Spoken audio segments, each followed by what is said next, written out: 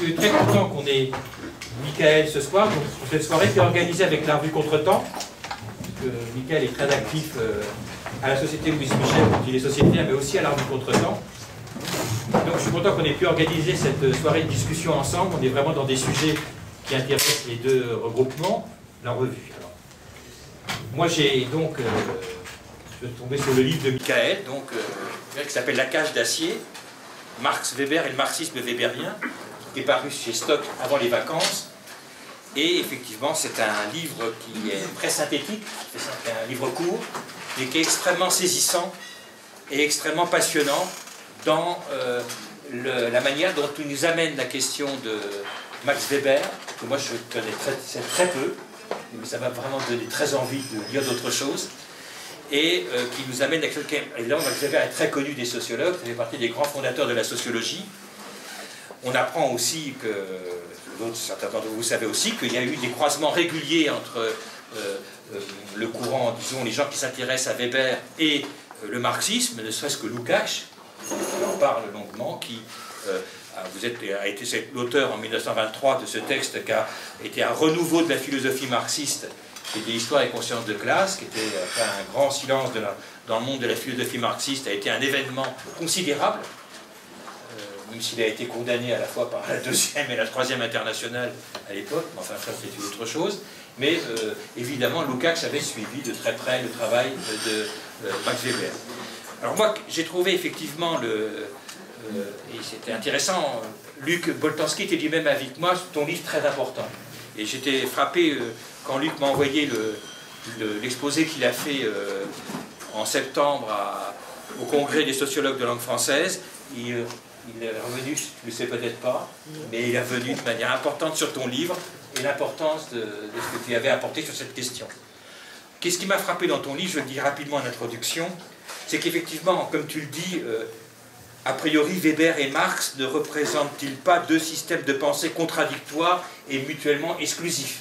C'est un peu l'idée sur laquelle on a vécu, à savoir Marx, le matérialiste, et d'une certaine manière, Weber, un point de vue idéaliste, sur la question du comment le protestantisme aurait fourni un cadre dans lequel aurait pu se développer le capitalisme, ce qui pourrait paraître a priori contradictoire avec un point de vue marxiste. Mais tu vas montrer, évidemment, tout au long de ton livre, comment c'est plus compliqué que ça, et comment c'est plus intéressant que cette opposition-là.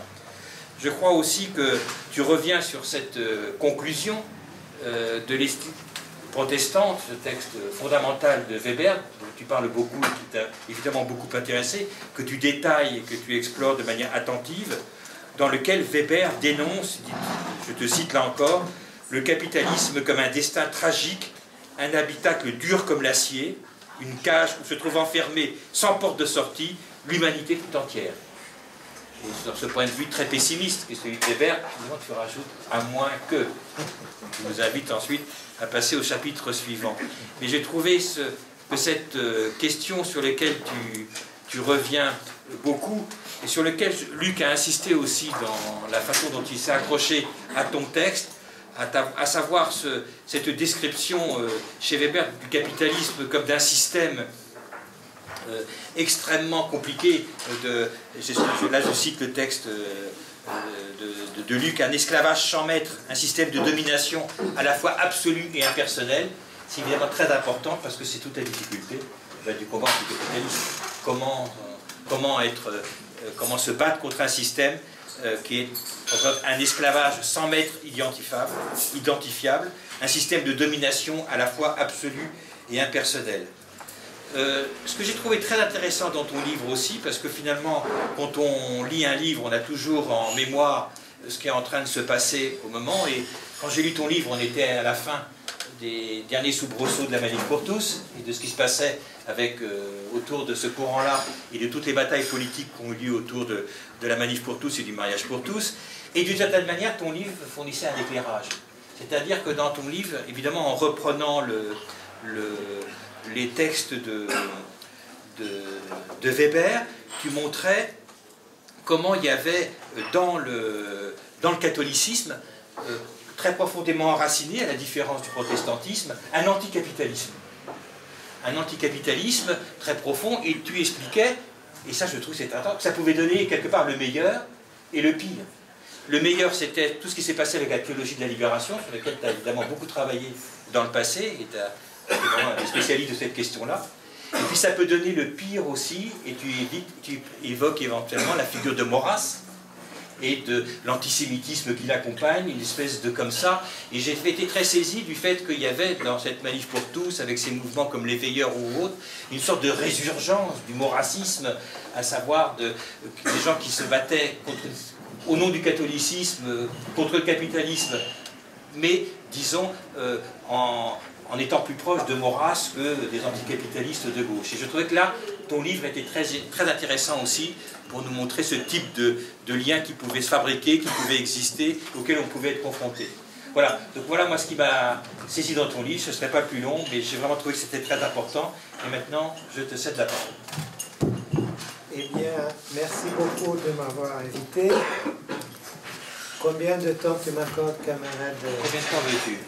Ça se négocie. Non, non, non, non, c'est toi qui dis, je m'adapte. Eh bien, disons que 35 minutes, 40 minutes. Ok, allons-y. Attends, je me mets debout. Alors, je vais commencer par une question que tu as mentionnée, qui est l'image traditionnelle que nous avons de la différence entre Marx et Weber. Marx est un matérialiste et Weber idéaliste, parce qu'il explique tout par l'origine du capitalisme par la religion. Bon, d'abord, les choses sont plus compliquées, mais je n'ai pas le temps de développer, mais surtout, la différence principale sur l'origine du capitalisme n'est pas tellement celle-là, matérialiste contre idéaliste, c'est une différence, elle est importante, mais elle est avant tout politique. C'est-à-dire, Weber, en disant que l'origine du capitalisme industriel moderne, c'est l'épargne du bourgeois qui travaille beaucoup parce qu'il est protestant, sous l'influence de l'ascétisme protestant, il travaille énormément, il dépense très peu, il épargne, il réinvestit, et c'est comme ça que le capital s'accumule. C'est une explication qui est tout à fait apologétique, parce qu'elle correspond au discours de auto-légitimation des bourgeois qui disent pourquoi je suis riche, parce que je travaillais, je ne vais pas gaspiller mon argent, j'étais prévoyant, je n'allais pas au pub boire du whisky, etc., ou de la bière. Bon, voilà pourquoi j'ai accumulé du capital. Bon. Donc, évidemment, l'analyse de Weber est beaucoup plus sophistiquée, mais enfin, elle finit par apporter de l'eau au moulin de cette vision apologétique de capitalisme eux-mêmes. Tandis que Marx, dans les chapitres sur l'accumulation du capital, montre que l'origine du capital, c'est la violence, le pillage, les guerres coloniales, etc. Bon, vous voyez que c'est une différence politique. Elle n'est pas une question entre l'économie et la religion, parce que l'analyse de Marx, elle n'est pas essentiellement économique, elle est politique. C'est l'usage de la force, de la violence par l'État. Hein, donc, c'est une explication politique de l'origine du capitalisme, pas économique. Hein. Bon, donc voilà, selon moi, le grand désaccord Marx-Weber sur l'origine du capitalisme, il est politique. Donc, on voit bien que Weber, c'est un bourgeois, hein, quelqu'un qui s'identifie avec la bourgeoisie, qui s'identifie avec l'impérialisme allemand, notamment pendant la Première Guerre mondiale, mais aussi avant. Et c'est l'adversaire du socialisme. Hein. Il n'arrête pas d'expliquer que le socialisme est impossible, et d'ailleurs, s'il était possible, ça serait un désastre, etc. Bon. Donc, pourquoi ça nous intéresse, à nous, marxistes, marxistes révolutionnaires même, qu'est-ce que ce monsieur, ce grand bourgeois, réactionnaire, qu'est-ce qu'il a à nous apporter, hein? Bon, c'est ça que je vais essayer de montrer. Alors, la première chose, je pense qu'on doit dire, c'est que M. Max Weber était un personnage divisé. Hein. Bon, Goethe a une belle formule, deux âmes se partagent mon être, ma poitrine. Bon, voilà. Weber est quelqu'un, disons, qui a une espèce de double identité. Il est à la fois un bourgeois et un intellectuel. Et ce n'est pas la même chose. Bon, alors en tant que bourgeois, oui, effectivement, il pense que le capitalisme, c'est les systèmes économiques les plus efficaces, les plus rationnels, etc., etc. Et il pense que l'Allemagne a besoin du capitalisme pour s'industrialiser, pour devenir une grande puissance impériale, etc. Bon, Donc voilà le côté bourgeois. Mais en tant qu'intellectuel, en tant qu'universitaire, mandarin universitaire, en tant que Kulturmensch, homme de culture, chercheur scientifique, etc., bon, voilà, il a une autre attitude. Il a une autre attitude, qui d'ailleurs n'est pas seulement propre à lui, elle est partagée par toute cette couche sociale qu'on appelle le mandarinat universitaire allemand. Alors je vais lire un texte d'un observateur allemand en 1906 sur l'attitude de ces mandarins universitaires envers le capitalisme. Parce que c'est ça qui nous intéresse. Le capitalisme. Alors il dit l'aristocratie de l'éducation, donc les universitaires, les mandarins, observent la procession triomphale du capitalisme de façon sceptique et durement critique. Ils regardent avec méfiance l'abolition des formes traditionnelles des communautés et des valeurs éthiques et esthétiques liées à ces traditions. Ils doutent du fait que la domination du capital puisse mieux garantir la liberté personnelle et le développement de la culture intellectuelle, esthétique et sociale qu'il représente. Donc, les représentants des intérêts supérieurs de la culture tournent les dos et s'opposent avec une profonde antipathie à l'inévitable développement du capitalisme. Alors, je ne sais pas si vous connaissez l'auteur de cette analyse. Je vous préviens qu'il n'est pas marxiste pour un sou. C'est Max Weber lui-même. En fait, c'est Max Weber lui-même qui a écrit ça. Et même s'il ne s'identifie pas entièrement avec ce point de vue, puisque nous avons vu qu'il a une vision beaucoup plus positive du capitalisme à certains égards, mais à d'autres égards, il partage cette profonde antipathie.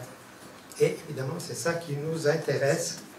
Donc, c'est là où nous pouvons tirer parti de quelque chose pour reprendre les titres que Philippe a donnés à cette conversation. Bon. Donc, voilà, on va trouver chez Weber une critique du capitalisme qui nous intéresse. Une critique du capitalisme. Maintenant, cette critique, sur certaines questions, est proche de celle du marxisme. Est proche. Et lui, il est conscient de cette proximité. Hein, il ne la cache pas. Alors, par exemple, à certains moments, analysant les discours de certains pasteurs protestants, il dit qui se donne pour tâche de convaincre les travailleurs d'accepter la discipline de l'usine au nom de Dieu, hein, parce que Dieu nous a ordonné d'être obéissants. Bon, Max Weber commente ces discours théologiques de façon tout à fait sarcastique, et là, il va employer une terminologie curieuse. Voilà ce qu'il dit. Grâce à ces discours théologiques au XVIIe siècle, hein, on voit là un exemple typique de la manière dont l'ascèse protestante éduquait les masses prolétariennes au travail, soit en termes marxistes à la production de la plus-value. C'est Weber qui le dit, hein, soit en termes marxistes à la production de la plus-value, rendant ainsi tout simplement possible leur mise en valeur dans le rapport de travail capitaliste. Voilà, une analyse qui est pratiquement identique. D'ailleurs, lui-même, il dit, voilà, il reprend le terme marxiste. Voilà, mais ça c'est rare, évidemment, c'est pas la dominante, hein, ça c'est rare. C'est pas les centres de la critique, les centres de la critique un des centres de la critique de Weber au capitalisme, c'est ce qu'il appelle l'irrationalité du capitalisme. C'est intéressant, parce qu'il n'arrête pas de dire que le capitalisme est rationnel. Il n'y a rien de plus rationnel que le capitalisme. On ne peut pas imaginer une forme d'organiser la production qui soit aussi rationnelle que le capitalisme. Et soudainement, dans son livre le plus important peut-être, il dit que oui, mais d'un autre, si on voit ça d'un autre côté, c'est irrationnel. Pourquoi? Parce que l'argent, gagner de l'argent, accumuler de l'argent, etc., bon, apparaît comme une fin en soi, et pas le bonheur des individus, l'utilité. Donc voilà quelque chose de tout bonnement irrationnel, dit-il. C'est l'homme qui est rapporté au gain comme la finalité de la vie, et non plus les gains à l'homme, à l'être humain, en tant que moyen de satisfaction de ses besoins matériels vitaux. Donc il y a une inversion. Ce qui devait être un moyen est devenu la fin. Gagner accumuler de l'argent, ce n'est pas un moyen pour être heureux, bon, vivre comme un roi. Non, c'est les moyens, c'est la finalité. Hein, et la vie, ce n'est qu'un moyen. Bon. Donc il répète à nouveau, mais bien, si on envisage les choses du point de vue du bonheur personnel, bon là il parle du capitalisme, mais on peut parler de l'ensemble de la société, on ne peut nier l'élément totalement irrationnel de cette conduite de vie. Bon, c'est assez étonnant. Hein? Donc voilà un argument qui, à pas mal d'égards, se rapproche du marxisme. Se rapproche de Marx. Et, bon, Weber était conscient de cette proximité. Et, par exemple, pas dans l'éthique protestante, mais dans un discours qu'il a fait en 1918 sur le socialisme, ou mieux, contre le socialisme. Un discours à des officiers allemands, prussiens. Hein, donc, vous voyez le contexte. Hein, un discours anti-socialiste. Mais au beau milieu de ce discours antisocialiste, qu'est-ce qu'il dit? Bon, d'abord, il y a un hommage à Marx qui est curieux. Il dit le marxisme, c'est. Il dit le manifeste communiste, c'est une œuvre géniale qui a produit des effets peut-être désagréables. On voit qu'il parle de la révolution russe implicitement, mais on ne peut pas nier le génie de Marx. Et c'est une œuvre pleine d'esprit, Geist. Et donc, plus intéressante pour nous que, même si on n'est pas d'accord, même si on trouve que c'est faux, c'est plus intéressant que des œuvres qui peut-être sont vraies, hein, scientifiquement, mais qui manquent d'esprit. Voilà. Donc, le manifeste communiste, c'est une œuvre géniale qui a de l'esprit, Geist. Donc, une espèce de hommage. Mais le plus intéressant, c'est que il dit sur le capitalisme que alors là c'est je trouve les pages, oui, donc voilà, il dit ah oui, voilà, donc tout ce fonctionnement du capitalisme est strictement impersonnel. Bon, on va arriver sur ça. Et c'est donc ce que le socialisme, marxiste à l'époque, définit comme domination des choses sur les êtres humains. Ce qui veut dire des moyens sur l'objectif, des moyens sur la fin, qui devrait être la satisfaction de besoins. Fin de la citation. Donc lui-même reconnaît que son argument sur l'inversion entre les moyens et la fin coïncide sur ce point avec l'argument socialiste, l'argument marxiste. Et ça au beau milieu du grand discours anti-socialiste, n'est-ce pas? C'est ça le paradoxe, disons, de Weber. Je reprends mes notes. Bon, maintenant, la critique peut-être la plus importante de Weber au capitalisme, qui là n'est pas tout à fait identique à celle du marxisme, pas contradictoire, mais elle a un axe un peu différent, c'est sur la question de la liberté. Et c'est là où intervient la célèbre allégorie, parce que c'est vraiment une allégorie, de la cage d'acier. Alors, où est-ce que ça se trouve? Ça se trouve dans la dernière partie de l'éthique protestante. Alors, il faut dire que Weber défendait, du point de vue épistémologique, une doctrine, devenue célèbre, de la science axiologiquement neutre. Ça, c'est une mauvaise traduction. Wertfrei, ça veut dire libre de jugement de valeur. La science sociale doit être libre de jugement de valeur. Bien. Donc, il s'y tient, dans son livre sur l'éthique protestante et l'esprit du capitalisme, à part quelques passages ici ou là, il maintient une neutralité. Il ne dit pas que c'est bon ou c'est mauvais, il essaie d'analyser comment les choses fonctionnent. Mais vers la fin du livre, il ne se retient plus et il dit, bon, maintenant, je vais commencer à dire des choses qui sont des jugements de valeur. Je m'excuse, je ne devrais pas les faire, mais bon, il ne peut pas se taire. Hein. Il reconnaît que ça va contre ces soi-disant principes historiques. Donc, cette dernière partie, c'est celle qui nous intéresse le plus, parce que c'est la plus critique. C'est une espèce de digression, hein, qui n'est pas le cœur de l'argument historique sur les origines du capitalisme. Bon, et c'est là où va apparaître cette... alors, c'est drôle, il commence en parlant de Goethe, hein, du Faust de Goethe, et il dit, dans le passé, existait quelque chose qu'il appelle l'universalisme, l'universalité faustienne. Bon, c'est une référence au personnage de Faust, qui était un personnage universel, comme étaient tous les grands personnages de la Renaissance, c'est-à-dire qu'il était homme de sciences, astronome, théologien, philosophe, poète, tout ça à la fin. Bon. Et nous, maintenant, dans la civilisation capitaliste industrielle, nous sommes devenus des hommes, des spécialistes, bornés, enfermés dans un tout petit spécialité. Donc, ils voient ça comme une déchéance. Et à qui la faute? Ben, c'est à nos amis protestants. Hein, c'est eux qui nous ont emmenés sur cette voie-là. Donc, il dit, les protestants, c'était des gens qui voulaient le bien, mais ont toujours fini par faire le mal. C'est une formule très curieuse, hein, très intéressante. Pourquoi?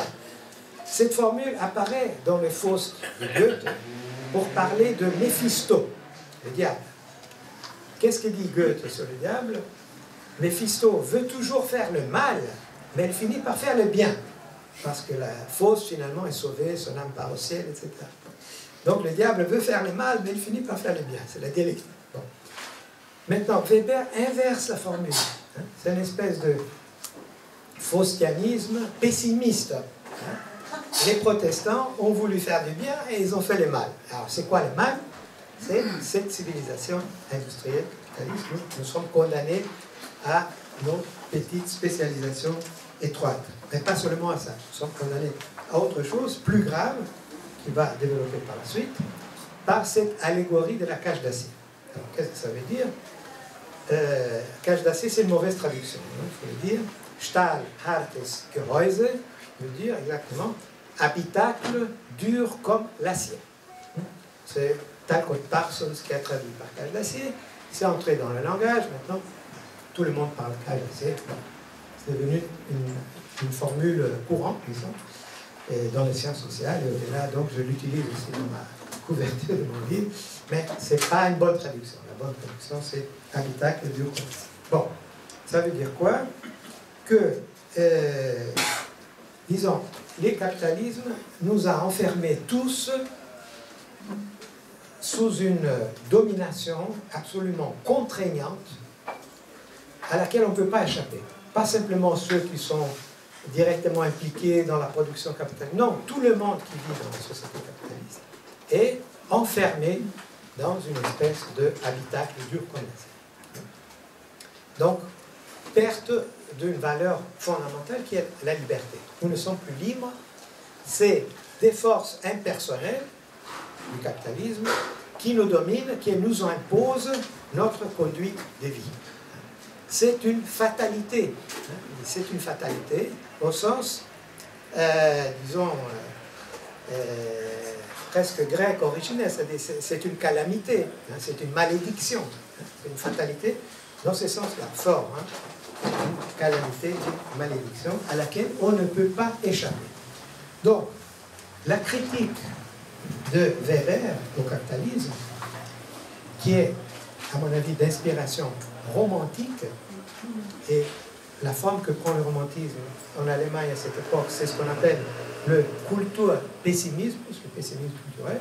Donc, Weber baigne dans cet univers intellectuel, culturel, des universitaires, des mandarins, etc., du pessimisme culturel. Donc, il voit le capitalisme comme quelque chose d'irréversible, une fatalité, un destin. Il revient beaucoup sur ce Schicksal. Hein? C'est un destin auquel on ne peut pas échapper. Donc, c'est une protestation, une critique du capitalisme, mais résignée. Hein? C'est ce que j'appelle le romantisme résigné. Voilà, c'est comme ça, hein? On ne peut rien faire. c'est un peu dans l'esprit de Nietzsche. Hein. Bon, il faut accepter les choses comme elles sont. Hein. C'est ce que Nietzsche appelle la résignation. Enfin, c'est l'esprit de résignation héroïque. Hein. On accepte la réalité et on ne se lamente pas, on n'essaie pas de rêver à des utopies. Non, il faut accepter les choses comme elles sont. C'est une fatalité. C'est une puissance inexorable. Hein. Et il compare ça dans un autre texte, écrit quelques années plus tard. Il utilise une autre expression un peu différente. Il parle de l'habitacle. Je vais trouver la... Hein? Il faut changer la pile de... Changer la pile. Bon. Il faut dire une chose. Si vous lisez les discussions dans la sociologie, surtout nord-américaine, sur Weber, on parle souvent de la cage d'acier, Iron Cage, mais pour dire qu'il s'agit de la bureaucratie. Hein? Toujours de bureaucratic Iron Cage. Hein? Toujours la bureaucratie. Bon, il faut dire que dans l'éthique protestante, Weber ne parle pas de la bureaucratie. Il parle du capitalisme en toutes lettres. Le capitalisme, notre ordre économique moderne, c'est-à-dire capitaliste, etc. Donc la cage d'acier, c'est le capitalisme. Évidemment, les sociologues mainstream américains n'aiment pas tellement mettre en question le capitalisme. Donc ils sortent par la tangente en disant non, c'est la bureaucratie. Bon. Maintenant, il y a d'autres textes où Weber parle de la cage d'acier à propos de la bureaucratie et du capitalisme. Les deux ensemble. Hein. Toujours les deux ensemble. Ce n'est pas uniquement la bureaucratie. Et notamment, il y a un texte de 1917 où il parle des deux, le capitalisme et la bureaucratie, en disant qu'il travaille à fabriquer l'habitacle de cette servitude des temps futurs, dans laquelle un jour peut-être, comme le Fellach dans l'état de l'Égypte ancienne, les gens réduits à l'impuissance seront contraints de venir se loger. Bon. Ça c'est intéressant. Il compare avec l'Égypte ancienne. Pourquoi? Pourquoi cette comparaison? Pourquoi il parle de Fellach? Puisque les paysans de l'Égypte ancienne ne s'appelaient pas Fellach, c'est un terme arabe beaucoup plus moderne. Bon, mais à mon avis, l'Égypte ici, c'est une allégorie biblique. Une allégorie biblique, parce que l'Égypte, dans l'Ancien Testament, vous avez étudié très près, c'est le pays de la servitude, de l'oppression, de l'esclavage, etc. Donc, l'Égypte dont il parle ici, c'est l'Égypte pharaonique telle qu'il apparaît dans l'Ancien Testament. C'est ça qui lui sert comme allégorie de l'avenir qui nous attend. Mais en réalité, revenons à l'éthique protestante, il ne parle pas tellement de l'avenir. Ça aussi, c'est un problème dans les lectures habituelles de Weber. Nous dit, il nous prédit un sombre avenir. C'est vrai. Mais le thème principal de l'éthique protestante dans ces dernières pages, ce n'est pas l'avenir, c'est maintenant. Il décrit ce qui est en train de se passer, la société dans laquelle nous vivons. Nous sommes dans la cage d'acier. Ce n'est pas qu'on sera un jour, hein, comme dans ce passage. Hein. Non, nous sommes déjà emprisonnés dans la cage d'acier. C'est ça l'idée qui apparaît de façon très très puissante, disons, dans ces dernières pages de l'éthique protestante. Bon.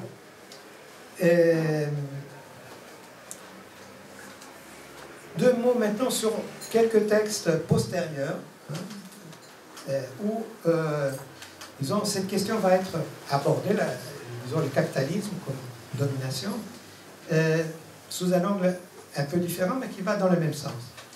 Bon, il y a un texte, un passage de Weber, où il utilise, pour parler du capitalisme, une expression qui est très intéressante, c'est un esclavage sans maître. Un esclavage sans maître. C'est-à-dire, c'est pas comme avant, il y avait le maître et l'esclave. Maintenant, le maître, ce sont des forces impersonnelles, anonymes, les capitales, la banque, la finance, le marché, etc. Mais elles font de nous des esclaves. C'est très fort. C'est très fort. C'est une critique extrêmement forte. Nous sommes revenus à une forme d'esclavage. Soi-disant, on ne parle que de la liberté,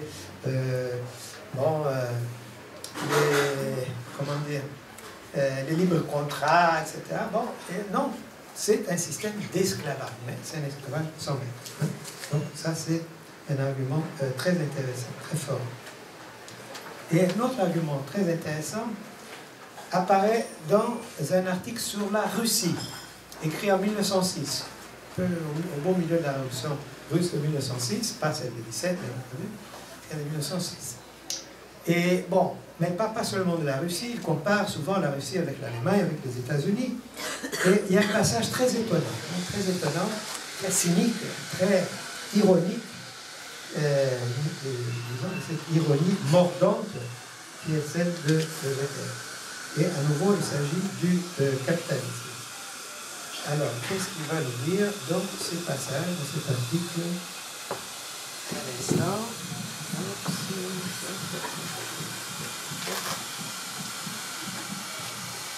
Bien. Alors,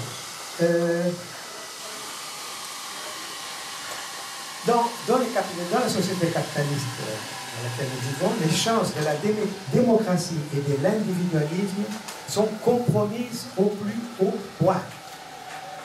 C'est étonnant. Et il continue. Les féodalismes bénévolents des États-Unis et les institutions allemandes de bienfaisance et les statuts des usines russes partout, l'habitacle de la nouvelle servitude est doré et déjà prêt. Donc là, on parle donc États-Unis, Allemagne, Russie, les mêmes systèmes en train de se développer. C'est l'habitacle de la nouvelle servitude. C'est une civilisation, une société où des choses comme la démocratie et l'individualisme sont compromises au plus haut point. Et il continue. Il est parfaitement ridicule d'attribuer à l'actuel capitalisme à son apogée, tel qu'il existe en Amérique et tel qu'il est actuellement importé en Russie, la Russie tsariste, phénomène inéluctable de notre évolution économique, bon, c'est le fatalisme weberien, absolument ridicule d'attribuer à ces capitalismes une affinité élective, un terme que Weber aime beaucoup, avec la démocratie ou même avec la liberté, en quelque sens du terme que ce soit. Alors que la seule question qui se pose est de savoir comment, sous sa domination, sous la domination du capitalisme, toutes ces choses, la démocratie, la liberté, seront à la longue possibles. Fin de citation. Donc, curieux, pas?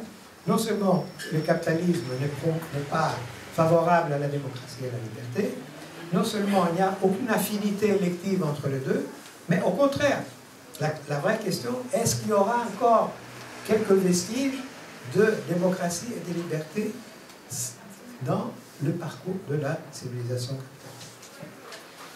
Donc voilà un peu un paradoxe. C'est parce qu'il est un démocrate, un libéral et un individualiste que Weber devient un critique ironique, féroce, à certains égards même radical, de la civilisation capitaliste. Pas sur ses excès, sur sa logique intrinsèque.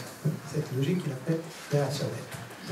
Donc voilà quelque chose dont on ne parle pas souvent quand on discute Weber, parce que la réception de Weber par les marxistes, souvent c'est limité à dire, bon, il est idéaliste parce qu'il explique tout par la religion, ça ne va pas, etc.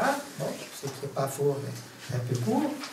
Et du côté des libéraux, pour dire que c'est un partisan de la modernité, etc., du capitalisme, de la rationalité moderne, blablabla, ce qui n'est pas tout à fait faux non plus, hein, mais ce n'est que un aspect de cette, disons, de cette contradiction, de cette nature profondément divisée, contradictoire du personnage. Évidemment, à nous intéresse l'autre côté, le côté sombre, pessimiste, critique, parfois même radicalement critique du capitalisme de Weber. Et c'est justement grâce à cet aspect critique qu'on va assister tout au long du XXe siècle à l'essor d'un courant marxiste qui va se référer de façon tout à fait centrale à certaines idées de Weber, à certains aspects de Weber, notamment sa critique de la rationalité irrationnelle du capitalisme.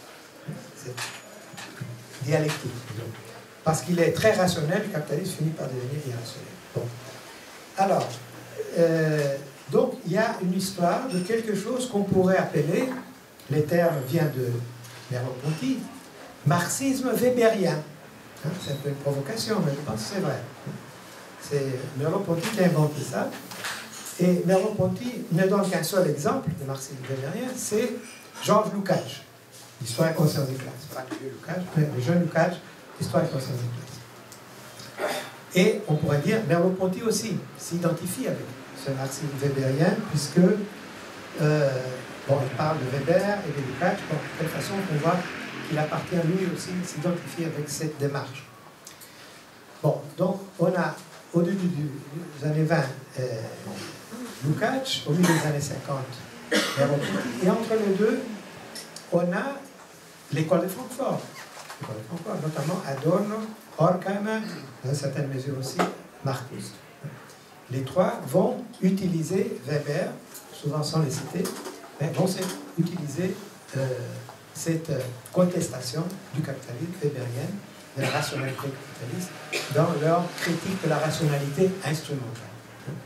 Ça, c'est une critique qui a son origine, en bonne partie, disons, dans les analyses de Weber, associées évidemment à la critique marxiste, parce que les deux ne sont pas incompatibles, au contraire, ils sont tout à fait complémentaires, sinon convergents. Donc on a toute une histoire du marxisme weberien au XXe siècle qu'on ne pourrait pas comprendre si on ne prend pas en compte cet autre aspect de Weber, souvent laissé un peu dans l'ombre, qui est sa critique du capitalisme. Bon, il y a d'autres penseurs marxistes qui sont référés à Weber, qui l'ont utilisé. Bon, j'en parle dans le livre. Il y a Ernst Bloch, il y a Erich Fromm, mais là, c'est une utilisation un peu instrumentale, c'est-à-dire ils prennent les analyses de Weber sur le capitalisme pour attaquer, pour critiquer les protestantismes. Hein. C'est une utilisation un peu à contre-courant, à contre-sens de Weber. Et il y a surtout un texte de Walter Benjamin, très intéressant, mais qui a été écrit à une époque où il n'était pas marxiste. Hein. Donc ce n'est pas du marxisme weberien, c'est du anarchisme weberien, quelque chose comme ça. Bon. Mais il y a un fragment de Walter Benjamin qui s'appelle « Le capitalisme comme religion », qui est un texte fascinant, qui est tout à fait weberien, bon, et qui est très intéressant, anticapitalisme.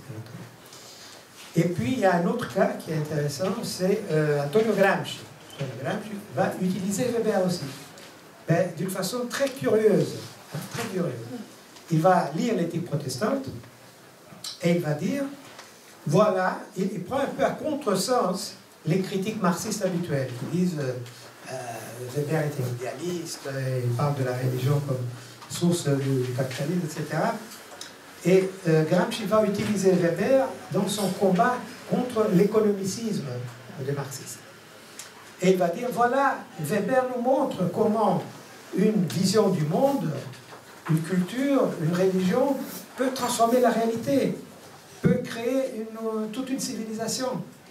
Nous aussi, nous, les révolutionnaires, nous voulons, avec notre vision du monde, créer une nouvelle civilisation, etc. Bon. Donc, il s'appuie sur Weber pour mettre en avant le rôle historique, créateur des idées, de la culture, des visions du monde, etc. Voilà, disons, de façon assez étonnante, disons, paradoxale, comment un marxiste avéré comme Gramsci va utiliser Marx. Bon, bon, je m'arrête là. Voilà, j'ai fait vraiment un résumé télégraphique de Weber plus le marxisme weberien plus. Je m'arrête et on va passer au dialogue. Merci. Merci à toi.